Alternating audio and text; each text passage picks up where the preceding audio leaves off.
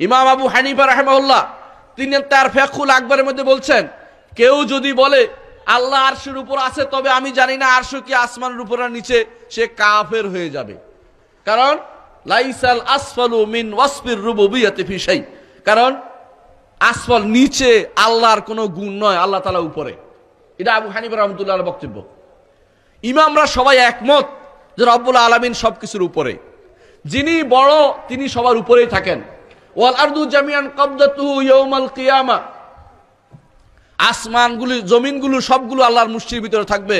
ওয়াস সামাওয়াতু মাতউইয়াতুম বিয়ামিনিহি, আর সমস্ত আসমান সব আল্লাহর হাতে ভাঁজ করা থাকবে। ভাঁজ করা বুঝেন?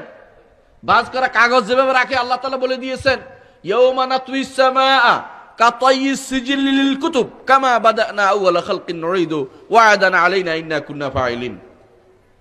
যেদিন আমরা, আল্লাহ বলছেন, যেদিন আমরা ভাঁজ করে রাখবো কাগজকে, যেভাবে ভাঁজ করে রাখে লেখার জন্য কাগজ ভাঁজ করে রাখি, দেখছেন না? লেখেন নাই? আল্লাহ বলছেন যে এইভাবে রাখবো আমরা হাতের মধ্যে, ডান হাতে আল্লাহ সবগুলি রাখবে। কামা বাদানা আউয়ালা খালকিন নুঈদু, যেভাবে প্রথম সৃষ্টি করেছে আবার সেগুলি সৃষ্টি করব আমি। ওয়া'দানা আলাইনা, এটা আমার উপর ওয়াদা। ইন্না কুন্না ফাইলিন, এটা অবশ্যই আমরা করব। এটা আল্লাহ তাআলা ওয়াদা করেছেন। ওয়ামান আসদাকু মিনাল্লাহি কিলা, আল্লাহর চেয়ে কথা, সত্য কথা কেউ বলতে পারে? ওয়ামান আসদাকু মিনাল্লাহি হাদিসা, আল্লাহর চেয়ে সত্য বাণী আর কারো কি আছে? কখনো নয়, কখনো পাবেন না কোথাও। মুহাম্মদ সাল্লাল্লাহু আলাইহি ওয়াসাল্লাম, তারপরে আল্লাহর পরে সবচেয়ে সত্যবাদী তিনি। মুহাম্মদ সাল্লাল্লাহু আলাইহি ওয়াসাল্লাম বলেছেন যে আল্লাহ রাব্বুল ইজ্জত যখন হাসরের দিন জাহান্নামকে বলবেন, জাহালিম তালাতি, তুমি কি পূর্ণ হয়েছো? ওয়া তাকুলু হাল মিন মাজিদ, আরো বাড়তি আছে কিনা, আরো বাড়তি আছে কিনা, আরো বাড়তি আছে কিনা। হাত্তা ইয়াদাল জব্বারু কদমাহু, রব্বুল ইজ্জত তখন তার পা রাখবেন জাহান্নামে, ফায়াকুলু কাত কাত, তখন সে পূর্ণ হয়ে গেছে বলে ঘোষণা দিবে।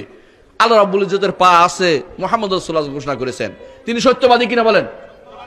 সত্যবাদী হলে এই কথা মানবেন কিনা? অবশ্যই মানতে হবে। এটার নাম হচ্ছে আকীদা।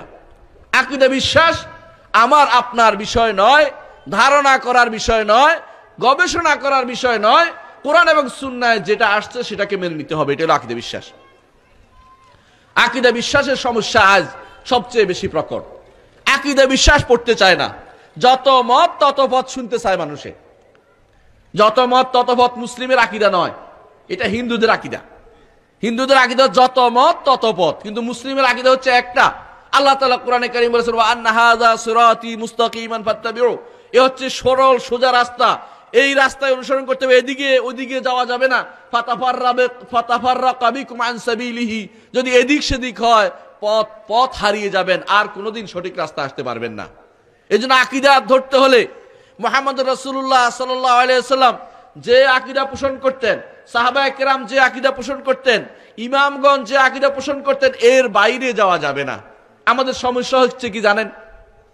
আমরা একটা দূর পর্যন্ত যাই।